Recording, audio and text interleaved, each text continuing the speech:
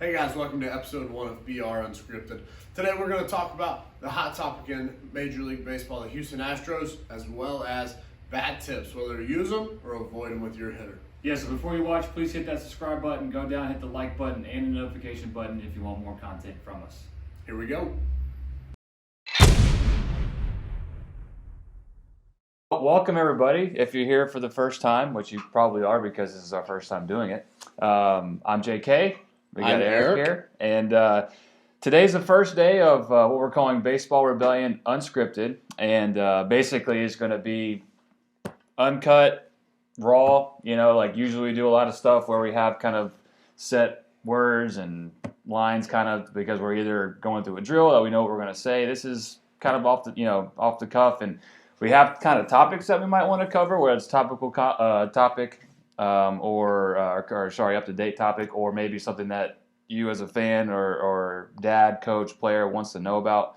Then we'll definitely cover that as well. Yeah. We're very aware of how scripted we tend to be, whether it be with our drill videos, so we kind of want to take down the walls and open up discussion, more of a in-person type feed as opposed to us rehearsing a drill video and getting it right. So we got a couple things on tap today. We're going to talk about the Astros scandal. As you can see, Mr. Altuve on the screen behind us. We're also going to talk a little bit about barrel tips. Our guy Corey Reed down in Florida, check him out. He asked that question. And also we have the feed going, so if you have questions as we go, we'd love feedback on that, some stuff we can answer, some stuff we could talk about. So we're going to talk about the Astros and barrel tips. As I promised in the promo story, we will not talk about Cam Newton because that would be a 30-minute show, and JK would have to. That fire's been burning for a year between. JK would have to excuse himself from the room a time or two. Yeah, and so I have the live feed also on my phone right here. So if you do have a question, we'll try to address it. Obviously, we don't want to make this too long. But if there is something that comes up, okay, there we go. Where are we located? Great question. Durham, North Carolina. There we go. Full city. One question already answered, 1 for 1. All right, good stuff. So let's get into it. So we're going to start off with probably the hottest topic in baseball going into this year. No one's really talked about this, so we want to talk about it because no one has brought it up yet. I haven't heard a word about it, actually. I mean, it's probably been the most relevant baseball story in a while. You know, like it's filtered its way into other. We listen to a lot of podcasts and stuff that typically don't cover a lot of baseball that is being talked about. The best thing that came out of this is the limited best shape of his life talk coming out of spring training.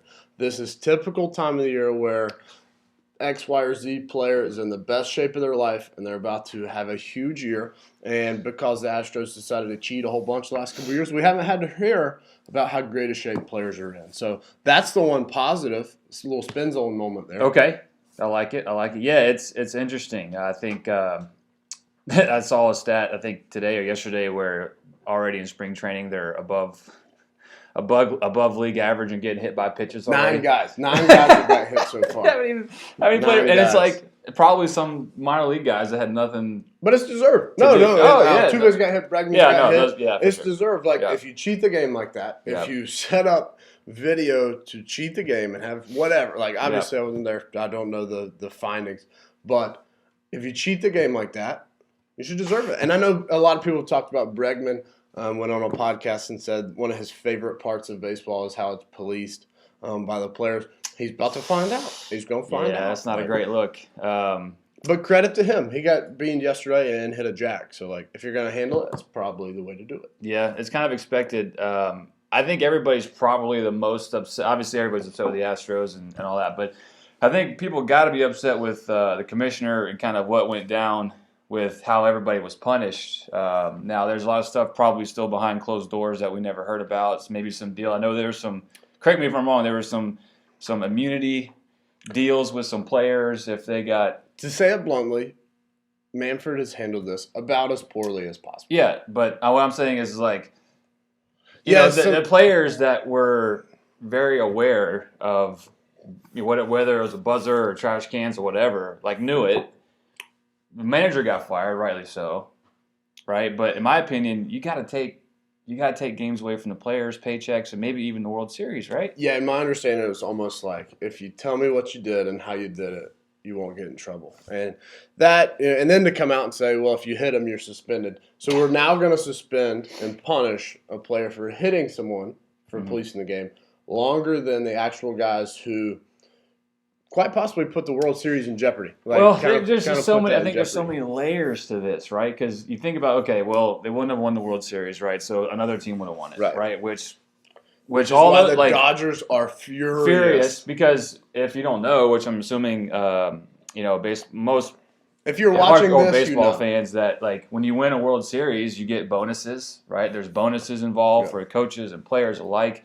If you win the MVP of the World Series, I'm assuming there's probably some bonus there. You also got to think about, and I heard this on somewhere else that I didn't even think about, all the, like, let's say you're a minor league pitcher who came up, right, during the league or during that year, and you're playing in Houston and it's your first, and I don't know if this happened very, very specifically like this, but you get in there and you're trying to make a name for yourself and make the big league roster, and next thing you know, you're getting shelled and you get sent back down. I mean, that's maybe really sad to think about, but one of those real thing that could have happened. One of those guys, I'm sorry, I don't know his name, is actually suing the Astros. Yeah, that's right. That was the end. He got sent down right after it. It wasn't the career 14 ERA he had. Yeah. So, in my opinion, you got to take money and games away from the players. I think you got to take the World Series away. I'm sorry. I think you got to take it away because again, all you're setting up is precedent, right? Like next time it happens, is it worth it? If you're an owner of an organization, was it worth it? Probably. You probably still made a lot more money than you didn't make. And what was the fine? $5 million? Yeah, and a couple draft picks. But $5 million for the owner of the Astros? What's that like? Players. What's that like? What's that like a crazy weekend one time? Right? Like that's not a lot of money. Besides the public humiliation, what is keeping the players from doing this? There's always going to be that, right? So that the commissioner, I think, was right about that. There will always be now. You can't look at them at the same. Yeah. Like forever. Just like Pete Rose kind of and the Black Sox and all that stuff. That we weren't even around, and that's still everybody knows about it. 8 Men Out. What a great movie. Great movie. Shameless plug. If you haven't seen it, go check it out. In the way of making this right, Players Association or MLB. We got another comment. Who's standing in the way of making this right? Players Association or Major League Baseball? That's a great question. That might be kind of a behind the doors kind of a conversation. I don't know a ton about the Players Association. Yeah, I don't know. But I'm assuming if your name is the Players Association, you're going to do all you can to protect the players and keep them from making a right against the players. Now, with that being said, obviously the Players Association represents more of the players that were negatively affected by this than positively. So it's obviously a twisty situation here, man. It's always easy from the outside. Yeah, it's always easy from our desk to be like, what is Rob Manfred doing? Right? Yeah. It's a little harder from their desk. It's a little harder from the Players Association desk. Yep. And just so you know, if you're asking questions, it's a little bit behind. I've noticed the delay on my phone versus what's going out right now. So if we skip one or it's a little bit past topic, we'll try to come back to it. But just want to point that out. But keep firing away, guys. This is great. This is what I wanted. I'm excited about this idea. I wanted to get some interaction, whether you're at work or whatever you're doing. But I hope you guys enjoy it. So anyway, that's my take on it, man. It's pretty simple. I think games, World Series rings, set a precedent so that it doesn't happen again. Because at this point in baseball, with the money involved, so many players involved, it affects too many people, right? It very, very easily, obviously, affected the Dodgers. But think of all the other teams they beat to get there. Think of all the bonuses that guys probably didn't get because maybe they didn't hit numbers. Right? Yeah, Altuve won the MVP over Judge in 2017. Right. I'm sure Aaron Judge. Yeah, I'm sure Aaron Judge isn't hurting for money, but winning the MVP is a big deal to a guy who spends 365 days of the year trying to be the best player in baseball and wanting to be rewarded for that. Yeah. And he might have been the best player in baseball had it been an even playing field that year. Yeah. Let me ask you this question real quick. I got a question for you. So we all played baseball, right, at a decently high level, and there's the high. Are we going to throw Chaz in the high level? We all went to baseball. We all played baseball in college. We'll just say that, right? So, and Garrett, our production man today, went a little further. So you can go. 27 years old. You can go ahead and flex. One day. You can go ahead and flex Garrett today. But my question for you would be, because I've heard this from different players before, like when you would actually in game like legit take signs, right? Like the legit way, like man on second base or whatever, catcher's tipping or pitcher's tipping, right? Some players I've played with didn't like to know, right? It was almost like they would think too much about maybe the pitch coming in being a fastball or knowing a curveball is coming or something. They felt like they were better when they didn't know and could maybe more athletically guess, or I don't know. Like that's where did you stand? I mean, obviously, I was a bad hitter. I was not nearly a good enough hitter to not want to know what's coming. I had a bad swing and a bad approach, and so yeah, if I knew it was coming, I felt like Superman. But I got a great story about not wanting to know what's coming. So we're in college. I had a teammate who we're going to leave him unnamed. You know who you are. We had the signs, and he was adamant that he did not want the signs. I don't want them. They messed me up. After his third at bat, he was 0 for 3. And so before his fourth at bat, our coach looked over and was like, "You're getting the signs this time. You have no option. You're 0 for 3. Obviously, it's not working. You're getting the signs this time."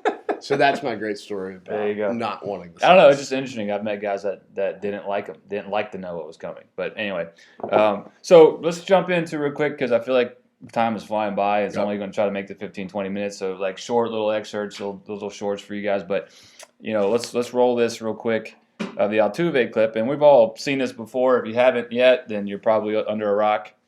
But it's just, I've never seen that done before.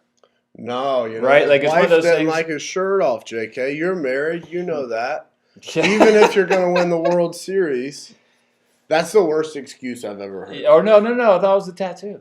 Now it's the tattoo. The tattoo. It's been multiple. That's how good of an excuse it is. I mean, but quite clearly, hey, I got the buzzer on my right shoulder. Don't forget, guys. I got this here. Don't rip my jersey. Yeah, it's weird, man. He said, don't rip it off. I got an awful tattoo. Very clearly. It's just like that. What a bad lie too. I feel like now if he comes back, we need to see some receipts. We need to see some tattoo parlor receipts that's you paid for that ugly tattoo in December of last year or something. And now, granted, I gotta be honest with him here. I didn't play in the best physical shape either. I wasn't exactly the most in shape athlete, and so nobody wanted to see that. I also had a huge fear of getting my shirt ripped off in public, so. I could be with him here. I don't know. Altuve, maybe you're packing a little extra meat in there. I don't know. Maybe you're packing a little pudding. Who knows? a little playoff weight. A little playoff weight, yeah. Oh man, but yeah, it's just it's a little too. I mean, I can't even believe he did all that. I might have just like ran in there like this or something, like almost like I'm trying to just protect myself from getting punched by my teammates, but not like they're like you don't rip this off, please. Gosh. Brutal. Yeah. So anyway, I think get off the Astros. I think we'll probably leave it there. Let's get off the Astros. It was just a big topic, so we thought we'd hit it first. Like I said, we're first responders here. Not a ton of people have talked about this. None. So I think we're the first ones to talk about it. Yeah. All right, you ready? Yeah. We'll switch it. The one of the topics that was asked by a fan of ours, or who was Corey Reed. Corey Reed. Shout out to Corey. He had a question about barrel tips. Okay, and for anybody who's not familiar with a barrel tip, basically what it is when a player moves the barrel in such a way as they're going through their loading process that gets a little pre-swing motion in the bat, right? It kind of gets energy flowing through the bat a little bit. A lot of players do it, so we're going to dive into it a little bit right here. I'm going to try to mirror real quick.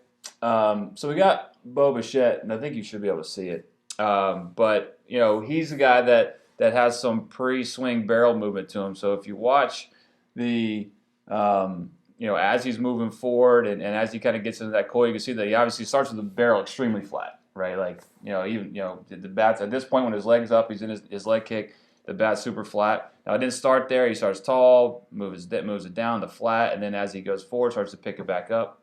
Thank you, Twitter. So, yeah, that barrel movement there is a version. There's different versions. One that comes to mind is Hamilton. When he was Josh playing, Hamilton had the big. Now, he had a big forward towards the other batter's box. Obviously, he was left-handed, but he would do a forward tip towards the other batter's box and then rip that thing back out and around.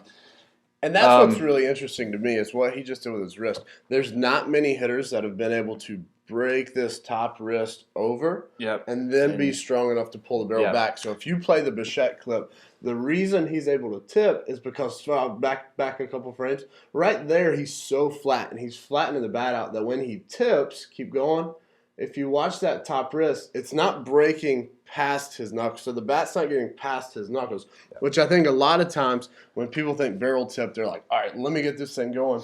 Let me get this on the opposite side of the plate and then bring it back. And the fact is, not a lot of guys are strong enough to do that. And that's the key. I think what you said right there is strong enough. Josh Hamilton, not weak. I mean, not a weak guy by any means. Confirmed, not weak. And probably, and we all know that he had his things, but arguably one of the most talented hitters of all time. I mean, you could say that he would have up there. So anyway, and not just the strength part of it all. So the thing that happens a lot when we have kids that come in that maybe naturally want to move the bat because when you're in the backyard with a wiffle ball bat, like Griffey was my favorite player growing up. So guess what?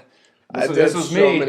This was me in the backyard, trying to be like Griffey, and his was obviously that was very simple, and that wasn't really a barrel tip as much as it was just kind of pre-swing barrel movement. But the timing sequence of it all, and that's the biggest. The ability to sync it back up, right? Because in hitting, right, there's multiple timing things going on, right? So there's timing with the pitcher, there's timing with the ball. There's swing timing because people don't realize that there's actual timing within your swing a lot. Like you want your bat speed to be at maximum and on its way on plane at a certain point. That's just swing timing. That's not even like you can take a ball out and work on just like maximizing speed as quick as you can, getting it uphill, and you can do that without a ball. Yeah. Right. And then you factor in some sort of extra barrel. Even leg kick sometimes can be like that, right? Like more things to do. So I think as instructors, I try to let a player have a little bit of a long leash with that for a little bit, and then if they just can't seem to time it up, and maybe they do time it up one time, they hit the ball as hard as they can, that's cool, but consistency is the name of the game. So then we say, okay, well, you might create a faster bat, let's say your bat is faster, but because you're 10 years old and maybe not the person you are yet physically, you can't strength-wise, timing-wise, sequencing timing, you can't get it back around. You're just not squaring the ball up. Right. I think you brought up a good point there is a little extra barrel movement, a little early movement, a little flow of the barrel will create more bat speed. However, is top-end bat speed, the more bat speed, always better. Well, if we lose connection to our body, so you can see Bichette right here, if you want to draw a line on his spine and then the bat, you can see just a straight line on the spine straight up and then to the bat. You can see, that's pretty close to 90 degrees of an angle. So, he's pretty connected to his body at the peak of his tip. Yep. And so he's able to accurately rotate with barrel speed as opposed to lose the connection if that barrel's even more vertical and now he's starting to drag it behind. Which, again, might cause more bat speed, but if it's at a terrible bat path and completely inaccurate and we don't know where the barrel is, then it hurts us more because we're out of the zone quicker. Yeah, it's one of those things. And bat speed is always the flashy, sexy thing to really talk about, right? Because, bat speed, obviously, that's something that, club head speed in golf and all this, that, and the other. It's a physics equation, right? So, no matter how, you could swing as fast as you've ever swing down and undercut the ball, and you're going to hit the ball more than half as hard as you could hit it. And so I think sometimes people forget that, right? And that's why, getting players to swing up on plane of the pitch and having them do that is so important. Even if the bat is a couple miles per hour slower, the connection with the ball is so much better that you hit it harder and you hit it further. Smash Your factor. miss hits are better, right? So I saw, Golf Digest is doing that thing with Tiger Woods, and he said on the tee box, he said, swing as hard as you possibly can, as long as two things are still there, which is balance, which is just kind of stability through the swing, and then your ability to square the ball up. Because it doesn't matter. Like, maybe if you're a dad watching, we played golf before, right? You could in and out that thing as fast as you ever have, but you're going to hit that slice and it's going to go in the woods, right? So the connection with the ball is a very important factor in how hard you hit it, not just bat speed. Yeah. So long story short, can a barrel tip help a player create more bat speed? Absolutely, yes. Right? It's in motion. If you watch a lot of players do it, Acuna has kind of a running back barrel movement. Not really a tip, but it's just kind of like a running barrel back before he goes. Just to have a little pre-movement in the barrel. But again, like when you watch those guys, like they don't ever let it fall flat and dump it down before they go. It's always kind of like in sequence. It's just extremely hard to do. So if you're an instructor watching this, I think you just have to be careful, right? Like you allow, I don't know what happened there. You allow the player to kind of try it maybe, as long as they're working on your feet, working on your hips, working on your hinges and angles, and if it fuses well together, I think you give it a shot, right? And if they start to come around and they're consistent with it, that's fine. But it is something I think that sometimes maybe if you take an older player who has a little bit more of a solid base of footwork and what they're doing, balance. And you say, hey man, you're just not, you're good with your feet, you're good with your hips, you're good whatever. Let's try this because I think you're strong enough and consistent enough in the other field, other areas to maybe try it out and give it a shot. It's something I go to. It's like the number one target area I would say I try to attack with bat tips is an undersized kid who has great stability, good footwork, does all the things right, and we've hit a little kind of plateau. Yeah. So you're looking for extra, and it's usually an undersized kid, right? Yep. They do everything well, but they just can't create the same amount of force and acceleration. So let's try to give them a little head start. Yep. Let's try to get the barrel moving a little earlier. I always use the analogy where, if a sports car's sitting at a red light and your regular Honda Accord hits the green light, and they stay in motion, they're going to win those first 20 yards, no matter how good of an engine that sports car might even win the sprint, right? And that's what a baseball softball swing is. It's a sprint. It's not a long distance marathon, right? So your ability to get fast in a short amount of time is very important. And I would probably put leg kicks in the same boat a little bit, as in like something that can athletically charge up a young player, and I think that you should experiment with them. But at the end of the day, if they can't sequence it up or control it, because a leg kick has to be a controlled movement. It's not just some like up, down, go kind of thing. Like then it becomes a problem. Yeah, we've seen less and less leg kicks as we go. As the pitching gets better, guys are starting to figure out they can't control it as well. As opposed to 4 or 5 years ago, there's a lot fewer leg kicks. And I think bat tips are kind of in the same category of not a must, but if the advanced feature. Advanced feature. If the player's able to control it, able to understand why, understand the timing of it, and stay connected, then, similar to Bo Bichette. I'm assuming Bo Bichette has done that from a young age. Yeah, I think you see a lot of those younger players who grew up with dads in the big leagues. Yeah. Because they had probably a bat in their hand more than everybody else. And, you got to understand something about these guys. And I know we're going a little bit over time. Of course, I thought we would. Jalen, welcome in. So I was going to say they've had a bat in their hand a lot longer than most players, right? Like big bats, 33s, 34s. And I think that a barrel awareness and that bat awareness and having just the bat in their hand a lot more, probably definitely actually gave them that enhanced skill of tipping and getting the barrel to move with their body in a very succinct way. And I think that, unless you're doing that all the time, that barrel awareness is tough. Yeah. Do we have a question here? Yeah, Jalen. Get that question. Garrett's all about this question. Garrett. So Jalen asked, what are some ways that hitters can delay themselves long enough to hit breaking balls? Everybody wants adjustability. Yeah, there's a couple ways. Yeah. Obviously, we're not going to always be perfectly on time. A lot of times I try to add it with my hitters with just an understanding of when the uncoil happens. We can still land with our hips loaded, our upper body loaded, and a loaded coiled position and hold on to that until it's time to swing. Kind of the swing opens us up. One video clip that I always go back to, I wish we had this ready, is last year the Jordan Alvarez clip, where you can see him turn in, land, and he lands completely loaded and still turned in, and then swung himself open. Yeah. Delaying in that front leg's a big deal. I don't want hitters to have to be perfectly on time at all times, and I don't want them reaching for the ground. Like I said, the rhythm and the timing, but also using our vision, using our We got to recognize pitch, right? Right. And I think, you could, in my opinion, you can only adjust to breaking balls well if first you can hit fastballs well. And what I mean is, like, your ability to cool your body, delay, and react to a pitch has to come from like your innate understanding that how to hit a fastball first correctly, right? Because the thing about changeups and curveballs and off-speed pitches is that gets us is that they look like fastballs. Right, like the good ones. That's why they get us. That's why they get us, right? It's not necessarily the curve or the break, like that obviously makes it a little bit harder, but it's the timing difference, and all it takes is a split second of different timing of that pitch to when it looks like something else. So it all comes back to, I think, the very beginning with young players, especially, is getting them to understand how the body loads, because then if I understand how to load, I can learn how to control it, right? And then as I go, I can learn how to not go or go, depending on what I read from the pitcher.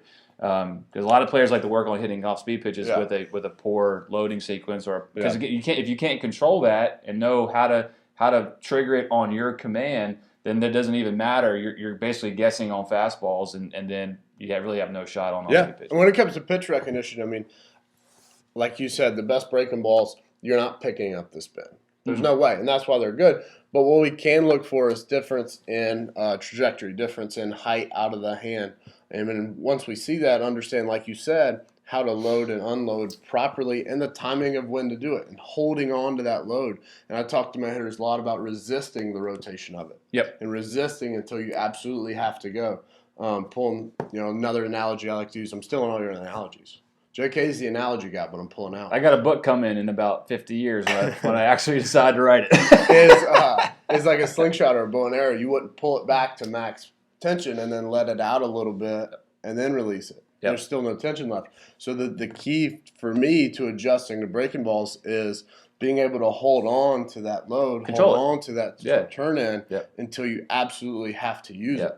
And again, we have to be prepared for fastball, but if something out of the hand, something that the ball does tells us, hey, this is different, we have to be able to resist rotation and still rotate on time. Yeah, that box awareness, and that kind of goes back to why we teach things here at the baseball rebellion the way we do, is that body awareness. Yep. Like no bat, no ball a lot of times in the mirror with the Rebels rack on and all that, like developing that body awareness and knowing that you have full control over what you do in the box and being present in that moment when you are in the box, like knowing what the heck you're doing is a big deal that you don't see a lot of kids come in with, and that's one of our goals. So as far as how to improve it, do vision drills, just like you would do T drills, just like you would learn how to rotate properly. Just in the machines, is like in machines, even though you like the machines that we use, you can't like very quickly adjust the speed and stuff. We'll throw in the ball at different rates and pause sometimes and then drop it. So we get players to be like a little too early, like a little bit longer in their loading process, as if they were seeing an off-speed pitch, and then have to hold that coil, have to hold that trigger a little longer, and then fire it appropriately. So there's things you can do for sure. Yeah. Always use visual cues instead of verbal cues. Yeah. So like as I'm seeing the pitch, if I'm adjusting what I'm seeing, not what I'm hearing.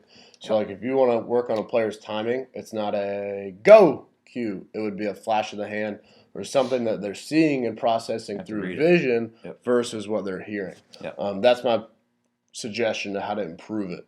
Yep. But great question. Yep. So we are officially 15 minutes over what we thought 10, 15 minutes, maybe 30. Okay, so I'm thinking, and you guys, again, like, please interact with us and let us know, like, is 30 minutes too long? Do you want it to be shorter? We can make it real quick. Some of the stuff, though, like when you ask questions, we want to really help you out and be thorough at the same time. So, we'll probably, at this point, think 20 to 30, depending on how much interaction we get. I mean, it's not going to be exactly the same every time. We just want to hope to give you guys a little bit of a Thursday break if you're at work and talk some hitting and other things. We'll have Kyle and Garrett and Chad. We'll have everybody in here at some point to help out. So please interact. Yes, tennis ball and a bounce. Sorry, I know it's a little bit of a delay. tennis ball on a bounce, things Absolutely. like that. Do it. Here's the rule of thumb with drills, and JK taught me this. If it helps anyone, it's a good drill, right? Yep. If you think throwing tennis balls on a bounce is going to help your hitter and you find success with it, do it. Yeah, there's a few. There's a drill out there for everyone. Well, I think there's like a handful of worthless drills that don't apply to anything that you actually have to do when you hit. But we think of drills every day that we might not ever use one more time. But if it helps that one hitter, that's all that matters. So there it is. All right, I think we're going to 30 minutes exactly. So we're going to wrap it up here. Thank you guys so much. We're very excited about this. Usually everything we do is, it takes 4 or 5 takes. Like this is obviously unscripted, hence the title, and we're excited about it. So thanks for joining us. And again, if you have any questions, shoot us a DM at _Eric Tyler. Or just hit us up on Twitter, JK Whited on Twitter, and Eric on, what's your Twitter handle? I knew the Instagram. Maybe it's still _Eric Tyler. Just search it, Eric Tyler, Baseball Rebellion, any of our accounts. Yeah. Shoot us a DM. We'd be happy to answer any questions. Like I said, we got the barrel tips topic from a DM, so keep shooting us, keep giving us ideas, and keep joining along. And it'll be on YouTube probably hopefully later today. Later today, if Eric wants to work. But anyway, thank you guys so much for this first time. We're excited about it, and we'll catch you next Thursday. Thanks. Awesome. Thanks, guys. Hey guys, thanks for watching. Hope you enjoyed. If you have any questions, comments, or future topic ideas, feel free to comment below or shoot us a DM. Yep. And if you like what you saw, please hit that subscribe button. Please go down and hit the like button as well and the notification button to get future content from us. Thanks a lot. See you next time.